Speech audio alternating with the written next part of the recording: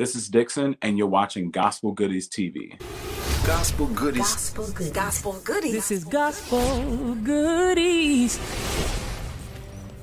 I just want to put this on record. I think you're my new favorite singer. Oh, wow. Thank you.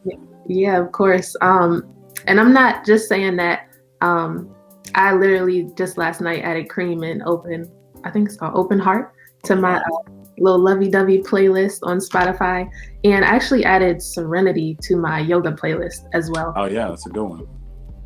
Yeah, but I was just like listening to your last project too, and then KREAM a few times, just to kind of get a sense of who you are. And your sound is like just so vast, and there are so many layers. So let's start with layer one. What stirs this passion I'm kind of hearing in your voice? I don't know. I've always loved singing, and it's my love for it has changed. Like, you know, over the years, I used to be a gospel artist, so that passion, you know, obviously being in church and having a love for God and my Creator, like that really fueled a lot of the passion behind my vocals. Moving into the secular space, I think I've really just been trying to write real songs where people can like relate to, and there's not like a veil that you hide behind. Like, I think a lot of times R&B tries to be cool, and I think it lacks, from the male perspective, sometimes a lot of vulnerability. And I feel like I try to write songs that tap into that a little more, and I still try to encourage people, you know, in the songs. So that's kind of where my passion is now, just writing songs that make people feel something. I think the world is really, really dying to feel something right now. So I think it's a good time for me to share my music with people, because I think that's what the world needs. I feel like you're kind of giving me this Prince, Gene Moore, Marvin Gaye, Marvin Winans as well, like this type of vibe, but in your own style. So who are some of your musical influences? I mean, you just named quite a few of them. I'm a huge Prince fan. I'm a huge Marvin Gaye fan, a huge Marvin Winans fan. I love Gene Moore's voice. So those are some big inspiration for me. I listen to a lot of Sly and the Family Stone. I listen to a lot of Curtis Mayfield. Because I always felt like, especially with Curtis, I felt like Curtis wrote songs that made people feel. And it wasn't always about like a super stellar vocal performance, although he was a great singer, in my opinion. I think his songwriting really like shined through his work and his ability to be able to connect with people through lyrics. I always say, like, my songs, depending on what song it is, but a lot of my songs have quite a few words in them. But I think just being able to sing those in front of people and hearing audiences, they tend to know all the words, and that just tells me that the words are written in a way that is still connecting with people. And you know, that's what's most important to me. So all my favorite singers, Stevie Wonder, Donny Hathaway, like all of these people, they just had a way with telling their stories, and that's what makes them my favorite. And storytelling always wins. And it does kind of remind me of like the storytelling we do sometimes in church music, but just in music overall, it's literally the story of our lives. Yeah, I think that's a big thing for me too. Like, I don't try to create a narrative that I haven't lived yet. I think that's why it's taken me kind of so long to get to this place in my career where I feel like the songs are reaching people. I felt like early in my career, I was writing songs that I haven't lived yet. And now it's starting to link up. It's like, oh, I've been through some heartbreak. I've had some difficult times. And now the songs just feel way more genuine. So I think I always tell songwriters, like, write from a place that you know, or write from a place of empathy for somebody else. So really take some time and listen to somebody else's story, try to imagine yourself in their shoes, and then write, but never try to write from a place that you don't understand. That makes sense. And I hear the church runs a little bit in your music too. And this is Gospel Goodies, so we got to talk about it. Yeah. What role has your faith and church played in your music aspirations and career? I mean, I definitely know that I wouldn't be the singer that I am without growing up in church, without having a father who was a pastor who required me to, learn the classics and, and study other singers and study other ways to deliver the message. I'm a church kid through and through, although I play in the secular space now, but my faith is very important to me. It's what keeps me grounded. It's what keeps me lifted when I feel low. So my vocals sound like that. I'm a product of my environment. So I grew up around these incredible singers. I grew up listening to incredible singers my whole life. And that's where I get it from. The runs are just a byproduct of the environment I grew up in. Is that where you learned to play these 11 instruments too? Yeah. So my father, I think when I was born, my father was becoming ordained to be a pastor, though he had been working in the church many, many years before that and had been preaching while a student for many, many years before that. Right around the time I was born, my father was ordained to be a pastor. He was an associate pastor at the church that we grew up in. And when I was like 7, he got his own church. And, starting a church from scratch is a difficult thing when you don't have enough money to pay for musicians, all the time. So out of necessity, I had to learn how to play things so that we could keep the church service going, and keep the spirits high and all of that. So Everything. Yeah, I had to learn how to play everything, and because at any given Sunday we could be missing a musician and then I would have to fill in. And I'm grateful for that. I'm grateful for, it wasn't, my dad never put any pressure on me to do these things. I just wanted to be helpful.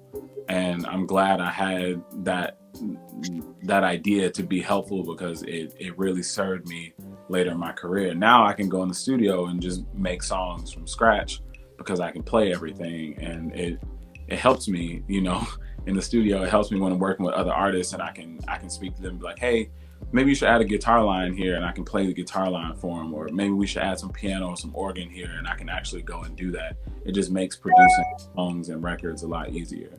So you have this song out right now called KREAM, and I feel like it's definitely one for the books. And I saw you describe it, I think, as like a worship and appreciation for women. Yeah. But it's like also like super sexy and super intimate. And that's kind of taking it back because that's something men and women, it's something men and women can appreciate, but it's also something people aren't really doing anymore. Like people aren't really showing that type of love. And it's so necessary, to me at least. But and I'm a sucker for a love song. So I want to know like what inspired this ode to women. Was it like a specific moment or a collection of thoughts you've been holding on to? I mean, I feel like, and I say this all the time, every major positive change that has ever happened to my life, happened in my life, has come on the heels of being attached to or connected with a strong woman. So when I write these love songs, I'm really writing it from a place of truth. Like my mom was my anchor, for most of my life. I've had great jobs where my bosses have been women, and they were not afraid to lift me up and elevate me and teach me and educate me and help me get to this point. The president of my label, the co-president, is a woman. My lawyer is a woman. So there's a lot of truth in these lyrics that I'm writing.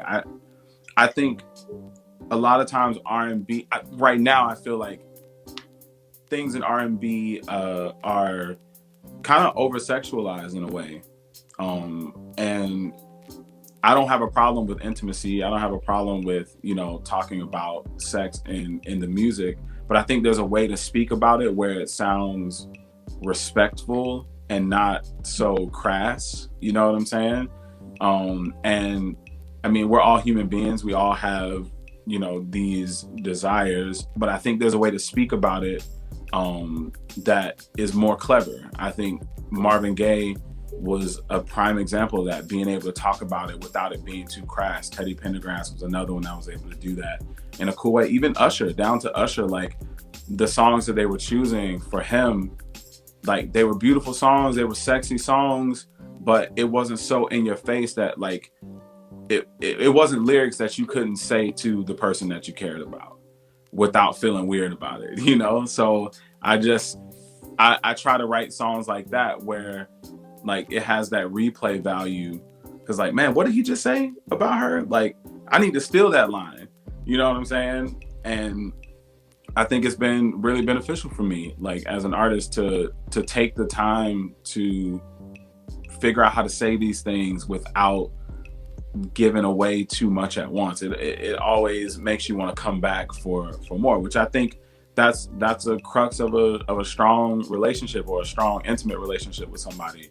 Like it's never enough for you, right? So you always want to come back, even if you feel like you need a little space, you always have that longing, always have that desire to come back to it, because there's something so good about the base of it. And I think that's the kind of music I try to make.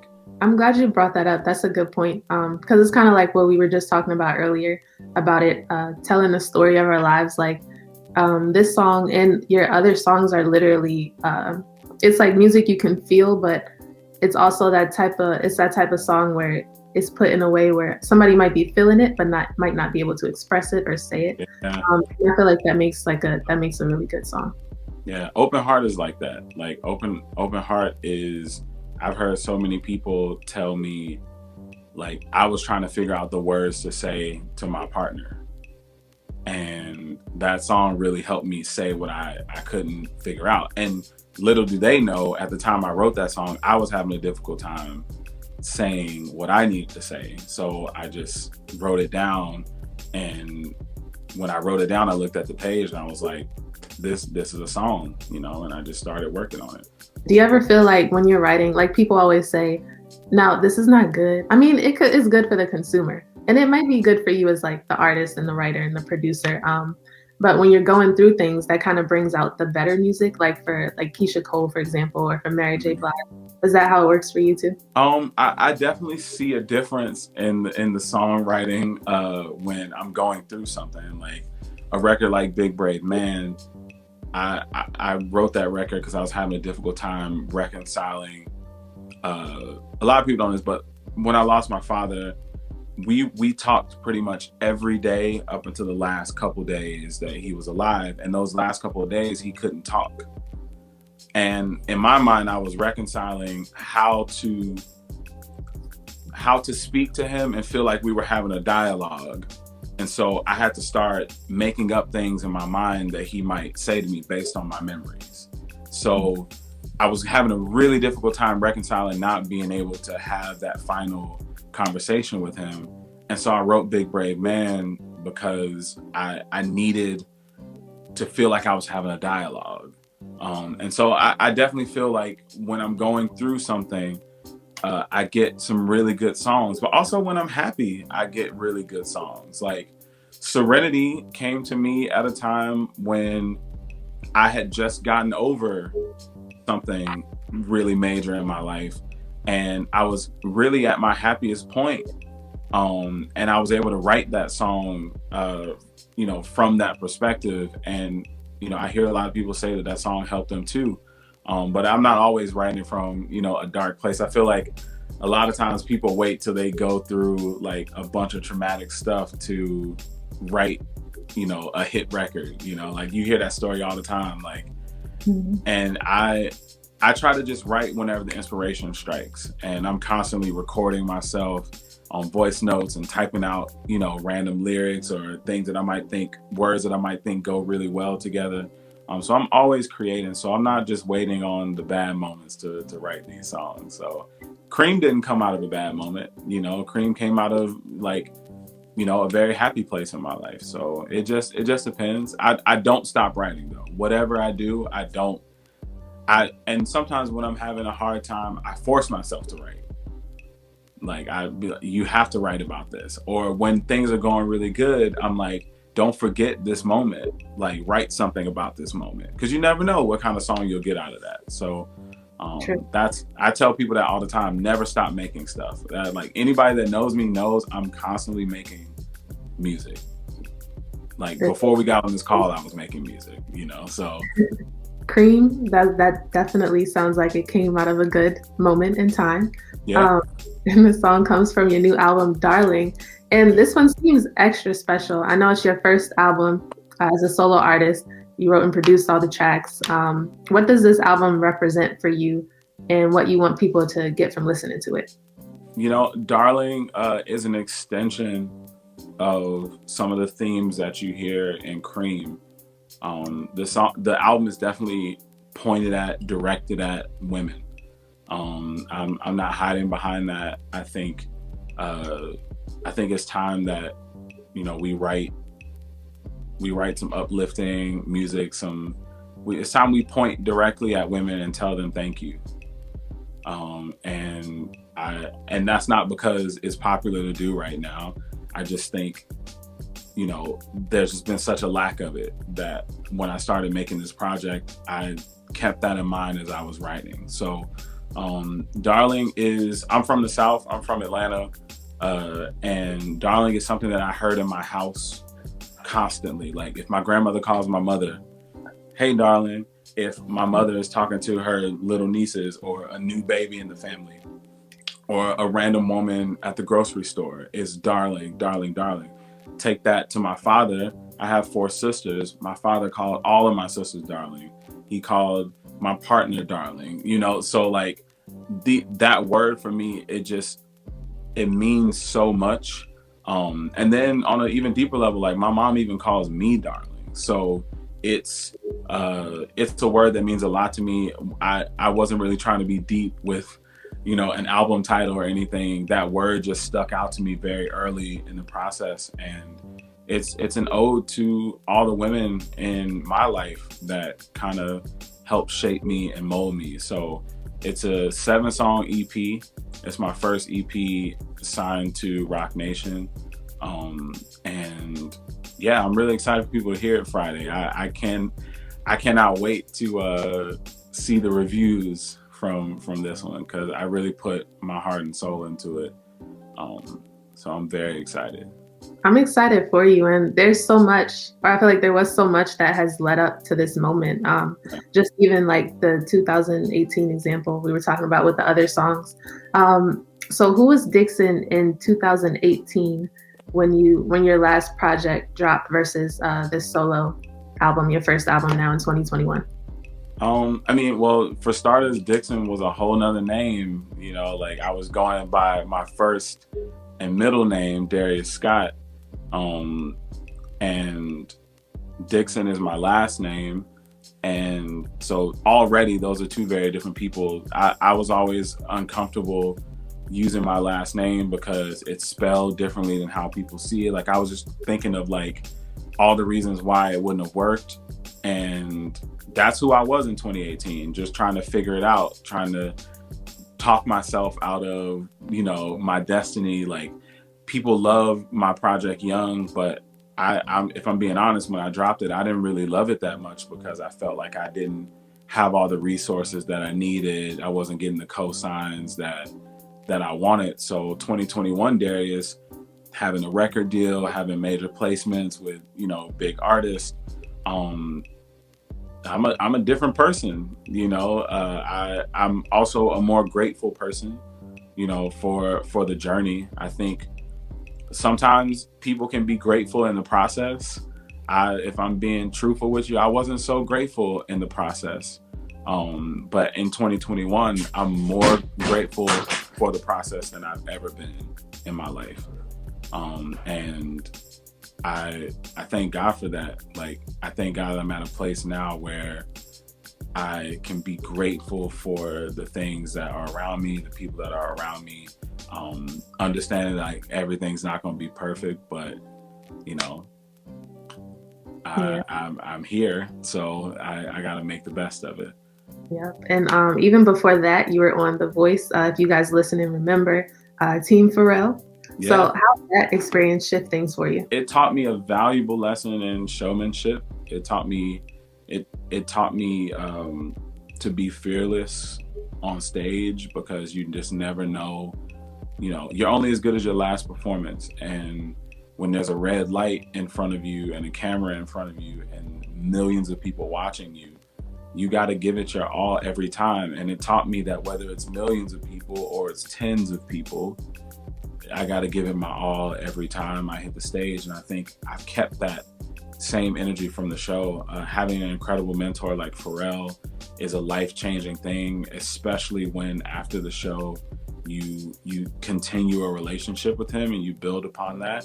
A lot of people don't get that opportunity, so I'm very grateful for that. I'm grateful for him and his entire team at his company, I Am Mother, who gave me some incredible opportunities very early in my career. So I take nothing but joy from the Voice experience. If they call me back to guest appear, I would be on the first plane to do it, just because I really, truly, truly love that experience.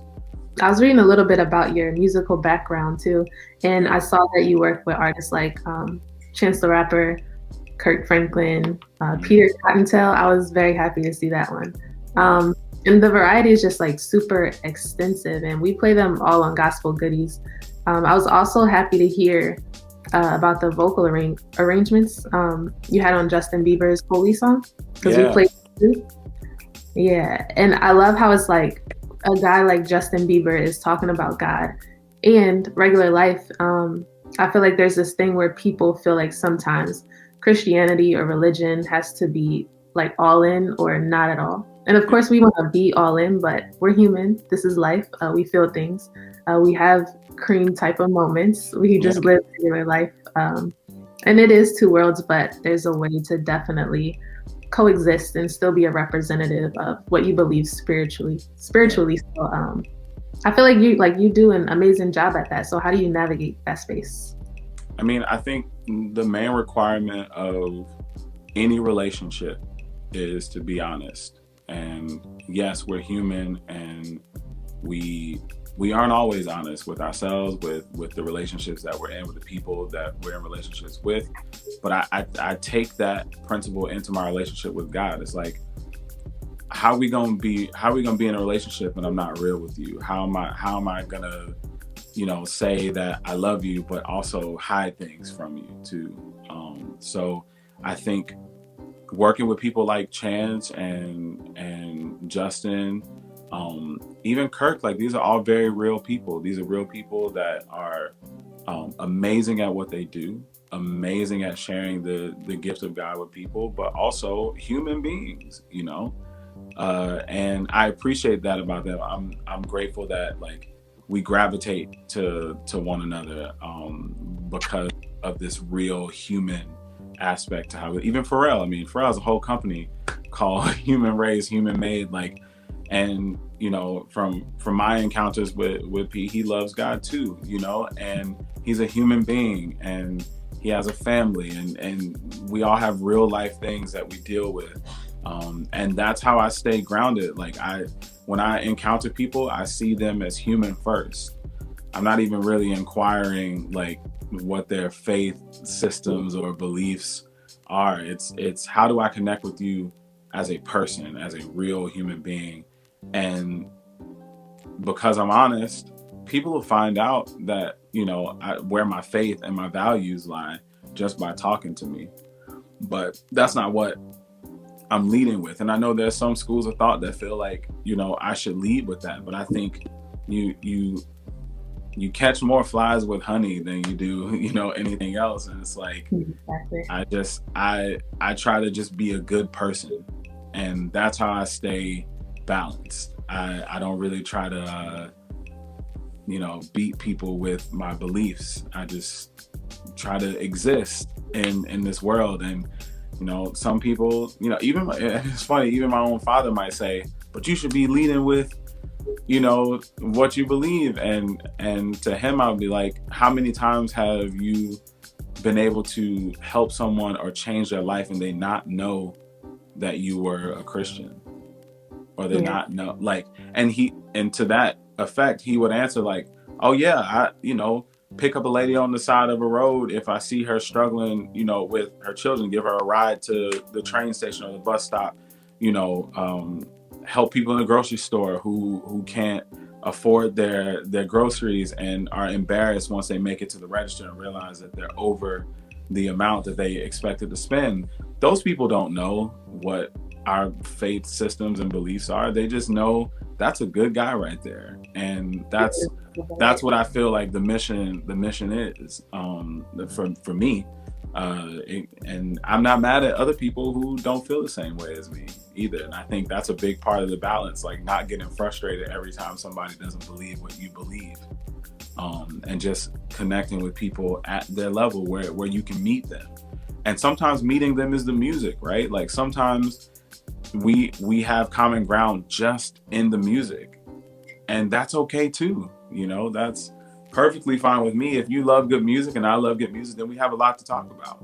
We don't have to talk about God every time we link, so that's how I keep the balance, just trying to stay grounded in what I know to be true. And that's, if you're a good person, if your heart is right, then people will see that and they'll love you for it. And that's all I can do. That's the best I can do. I stopped trying to be a preacher a long time ago. So, well, we love to hear it here at Gospel Goodies, because that's literally everything you just said in a nutshell is all of what we represent. So thank you for that. Thank you for sharing it with the people. And before we let you go, Valentine's Day is among us. So real quick, could you describe like what's your perfect Valentine's Day look like? I like dinner.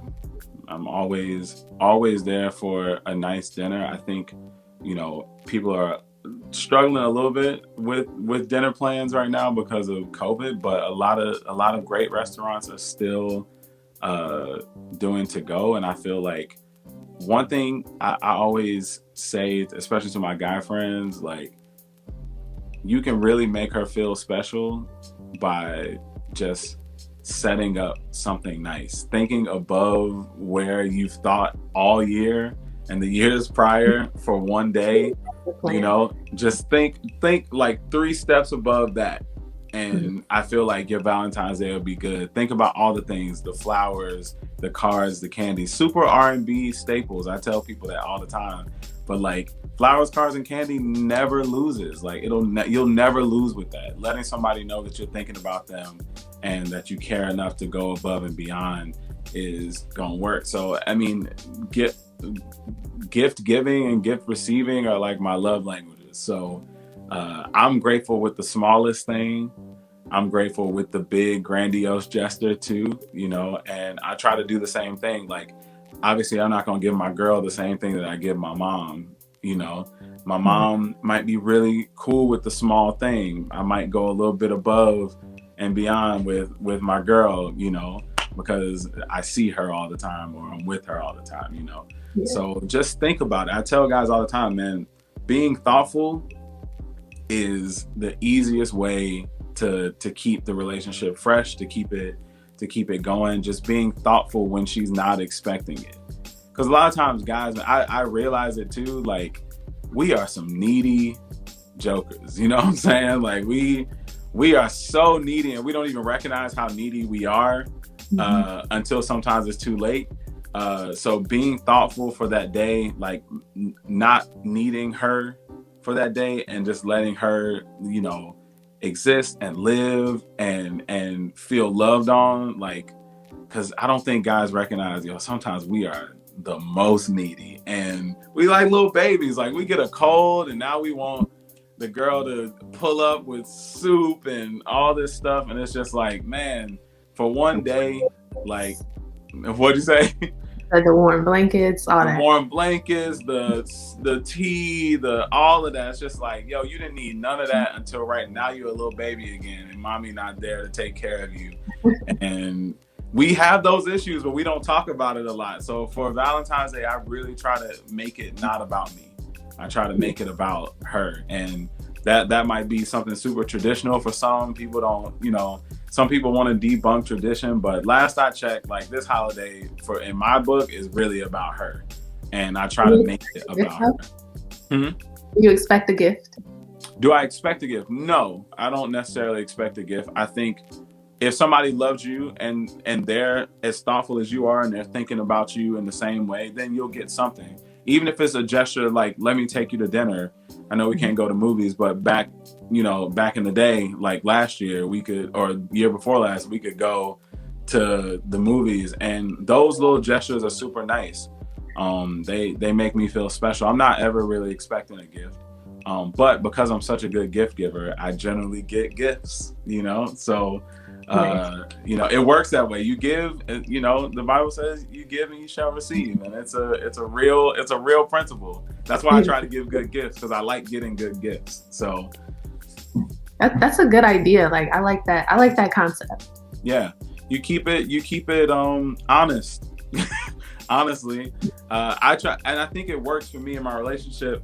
And especially during COVID, it really worked for me. Just like thinking, all right, today might be a really tough day. We watch the news, things are stressful. Let me think of something that might lift her spirits. It might be a piece of cake, like a slice of cake, you know, on a difficult day. Like, it's just being thoughtful when she's not thinking about it is the most important thing.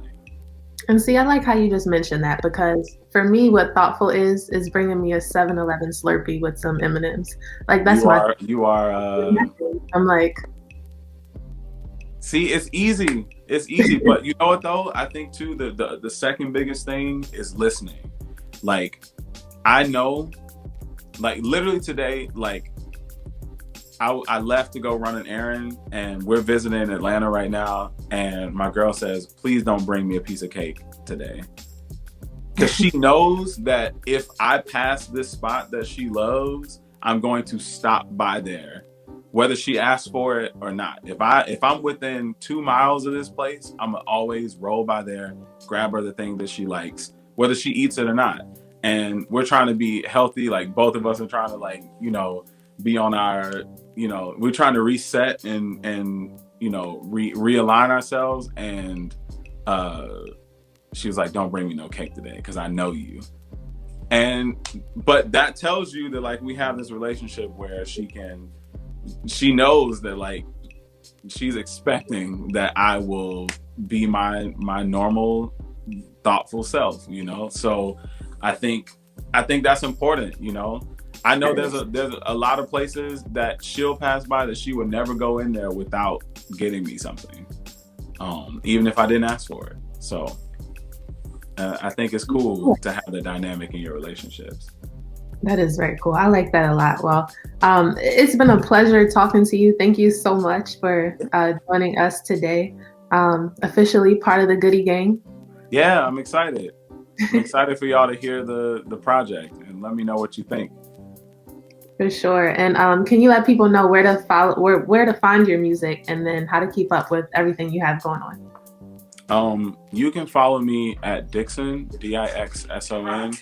Sorry, my mom just came in.